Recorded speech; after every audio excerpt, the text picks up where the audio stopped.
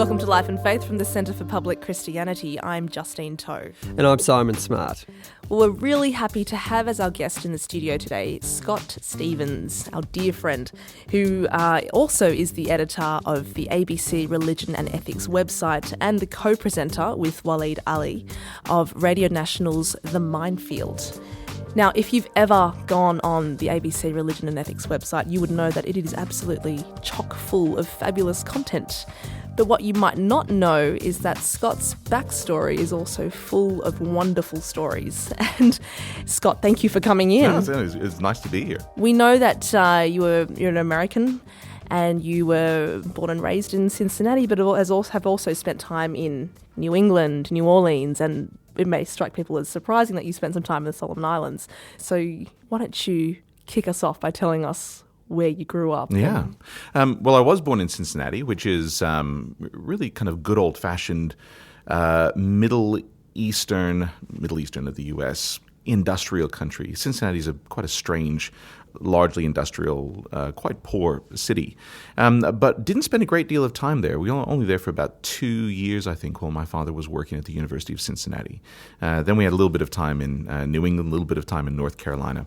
But then most of the time in the U.S. was actually spent in Louisiana. I don't know if anybody's sort of watched the first season of True Detective, but True Detective was shot where I grew up. Get Out. That is even more exciting than I thought. Well, yes. Talk about a show that perfectly captured something of the... Well, there's actually something quite sort of gruesome about Louisiana. It's moist, it's flat, but it represents this strange mixture of faith, of various forms of kind of strange religious syncretisms and immixtures, a tremendous amount of kind of inbred nepotism. I mean, really just a very strange place. It seemed to me, you can tell I don't want to talk about my life. Let's talk about True Detective.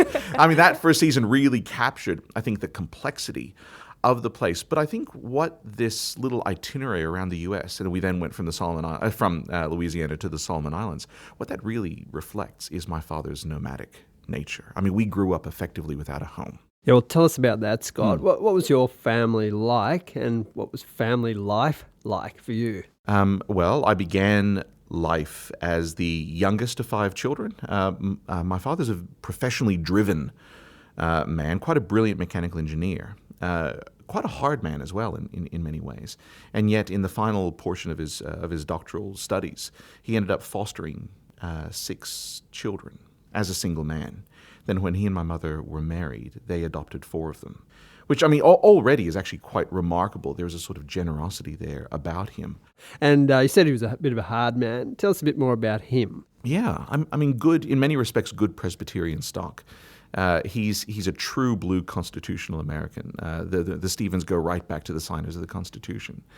So, there's something kind of deeply and recognizably traditionalist about him. But I think one of the things that really always struck me is a fundamental lack of trust. He didn't trust institutions. He didn't trust governments. I mean, we often see that within American life. But what was interesting about my father is a lack of trust in any institution outside of family. There's something very individualistic about his relationship with God, for instance. He did not trust the church. He could not trust the church. He didn't trust public schools, would not trust public schools. So the strange thing, I suppose, that dominates kind of the first 15 years of my life was absolute isolation. There was our family and there was nothing else. My parents homeschooled me and much of the time didn't even use a recognizable curriculum. There was a real sense of protection. They wanted to shield their children from the insidious influences out there. And the best way of doing that was for the family to become our church, for the home to become school. Yeah, and it was a strange way, I suppose, to kind of grow up. What was your mother like in the mix of this? Because you've described your father as a hard man. Was your mother similarly hard as well? My dad's very exacting, very demanding. One of the real problems with growing up in that kind of relationship is the line between father, son, parent, teacher became very blurred. I could never get math.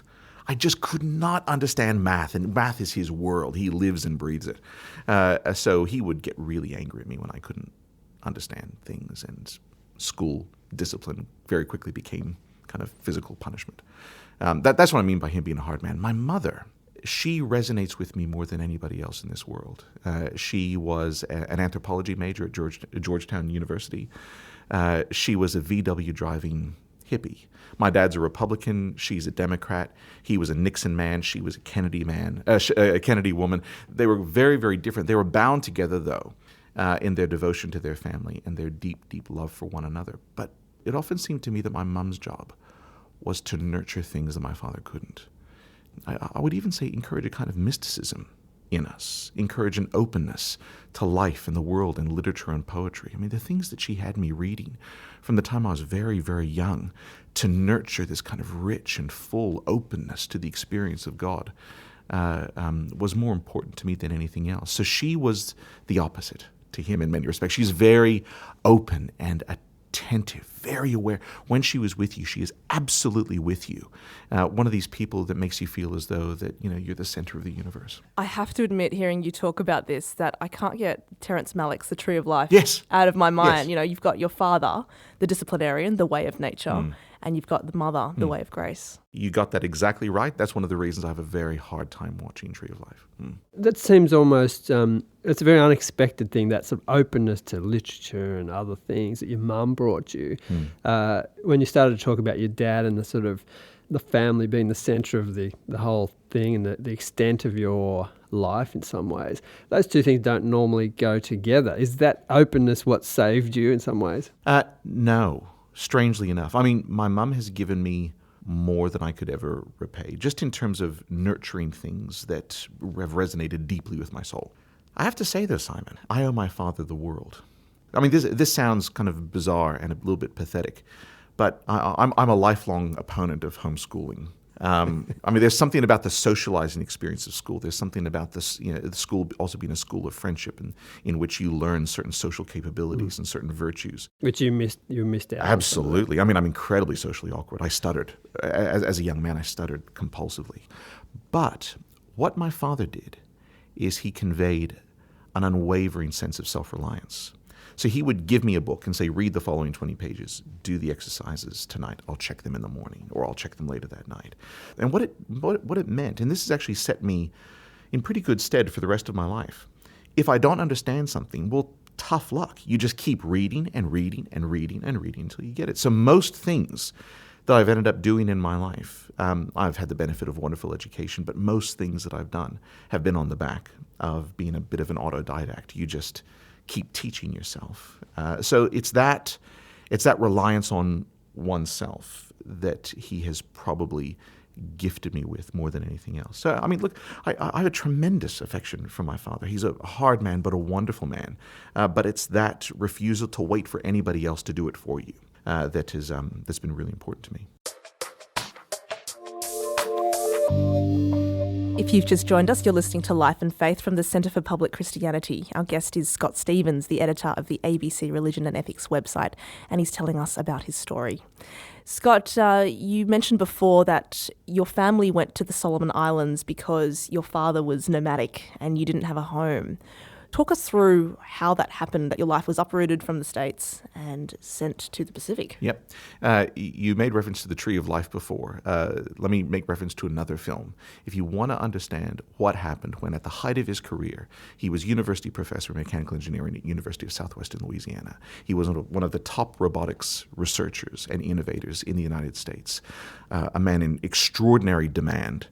And one day in 1988, he picked up the family and he said, I think God wants us to go visit the Solomon Islands. And we flew over and we spent 2 weeks there, and it was strange and it was weird. It was a little bit wonderful. He came back, worked for another 18 months, and then we sold everything. Now, selling everything wasn't a big deal because he never took out a loan. All of his savings were in little gold coins in a tin box under the bed. He didn't trust banks either. Yep. Yes, exactly. But his great concern, the film I wanted to make reference to is Mosquito Coast. He was convinced that America was teetering on the brink of catastrophe. That was one of the reasons he refused to ever have too many encumbering ties with institutions or banks or anything else. So he was convinced that the Solomon Islands would be a safe haven for the family. So much of it was a kind of missionary desire to go, and he taught in a Church of Melanesia school there. He and my mother both taught there. But the great underlying motive was to pick up the family, to take them someplace safe so that they could weather the storm that was going to come. And we should also mention that this is perhaps one of those stories that we can't tell, even though your whole backstory is full of these. Your father spent time with the CIA in biological warfare, and that, it sounds like, was also influencing his decision to sort of uproot the family? It certainly fed into his paranoia. I mean, the stories that we heard growing up about who really killed JFK. I mean, he was there. He was there when it happened. So he was one of those very lucky, slightly upper class draftees who, instead of being shipped off as a grunt to Vietnam, he was drafted directly into the CIA to work in international intelligence, some espionage. But his main area of research was the way in which mosquitoes can be utilized for biological warfare. I can't. So you went somewhere where there's lots of mosquitoes, presumably. where mosquitoes are the predominant form of bird life. Yeah. Now, Scott, I want to ask you about the picture you received as a child of God. What was the character of God like for you as a kid growing up? I've never been asked that question, Simon. Wonderful. It was complex. As a child, I had a massively hyperactive conscience. My parents never had to worry about catching me out in anything, because if I did something wrong, the clock was ticking and I would confess all. And that really did reflect my idea of God as well. Not just that I was afraid that God was looking over my shoulder and wanted to punish me. It was more, you want to live with clear conscience. You want to be able to stand before God with as clear a conscience and as pure a soul as one can. And I think that idea of purity was always a very, very important one growing up. In a sinful age, we needed to keep ourselves pure. The other side of it was, it's not just that God wants us to be pure, but it's also, there was a deep sense of vocation, that God wants us to be a particular way because he's calling us to do a particular thing. I was never frightened. God was never a fearful image for me, despite whatever kind of fear I might have had from my father. But it was more a great desire to please, maybe an overactive desire to please. Looking back, I probably had nothing like a robust enough understanding of grace and mercy. But what it did provide was a tremendous sense of vocation, that we are in this world called to do something. And so, I mean, if there's one verse that summed up my entire childhood, you are not your own. You are bought with a price. Therefore, glorify God with your body. So that really probably reflects just about everything there was to know for me about, what it meant to live in a universe superintended by God. It's a temptation not to pop psychologize it and say that, your father created a portrait of a particular kind of God and then you were swept up by the God of grace. That's to impose too neat a frame over it, isn't it? Oh, yeah. Because I've never seen the availability of mercy. I've never seen the tremendous comfort of grace as being in some way opposed to or relief from the exacting God. I mean, this really goes back to a very Christian understanding for me of what freedom is. I mean, freedom isn't the ability to do what one wants. Freedom is the ability to do what is best. Freedom, in its deepest Christian sense, is the inability to sin. And so I think for me, what I suppose I always yearned for, what I always pursued, was the ability to be holy without knowing that I was holy. And that really reflects the sort of stuff that my mum gave us to read. People like Archbishop Fenelon, people like Madame Guyon, like Oswald Chambers, like A.W. Tozer. Oh my gosh, I haven't thought about these names for ages. I mean, there's something about what they taught that, yes, God wants purity, but he doesn't want purity that knows that it's pure. He wants purity that's so caught up with the goodness and the grace of God that it simply gets about doing the task that's been set before it. So, I know that sort of in popular culture today, we see these things as being dramatically opposed. There's either forgiveness or there's, heavy restrictions. I don't see them. I've never seen them as being opposed. Rather, grace is that wonderful gift that gives us the ability to be what God wants us to be. That's the first part of our interview with Scott Stephens, the editor of ABC's Religion and Ethics website. Join us next time on Life and Faith to hear how he made his way from the Solomon Islands to editing one of the most interesting websites in Australia. It was simply being a kind of umpire, being a sort of traffic cop for the ABC's already existing religion content. Kind of one-stop shop if you wanted to read everything that the ABC had to say about religion. See you next time on Life and Faith.